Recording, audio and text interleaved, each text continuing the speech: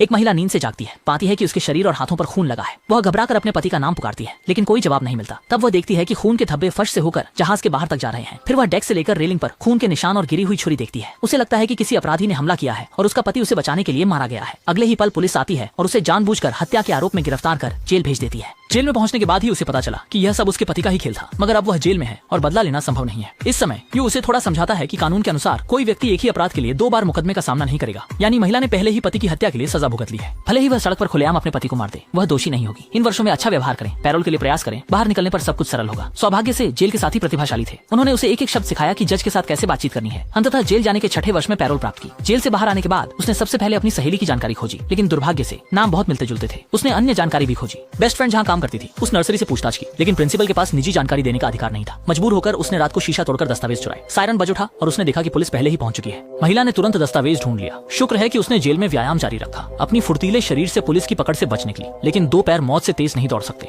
एक पहिया, वह फिर भी पकड़ा गया। पैरोल के दौरान अपराध करने पर उसे फिर से जेल जाना पड़ा। पुलिस अधिकारी लाओ वांग को उसे वापस ले जाने की जिम्मेदारी सौंपी गई। वह निश्चित रूप से चुपचाप नहीं बैठा और मौके का फायदा उठाते हुए कार को पानी में चला दिया। जब लाओ वांग ने उसकी हथकड़ी खोली तो उसने उसकी पिस्तौल भी चुरा ली और दूसरी ओर से किनारे पर चढ़कर भाग गया। फिर उसने कार खरीदने के लिए कर्ज का बहाना बनाया और सेल्समैन से पेशेवर सिस्टम का उपयोग करके जानकारी प्राप्त की। जानकारी प्राप्त करके उसके वर्तमान पते तक पहुंचा, लेकिन दरवाजा खोलने पर एक अपरिचित परिवार मिला। असल में 3 साल पहले उसकी सहेली की गैस विषाक्तता से घर में अकेले ही मौत हो गई थी।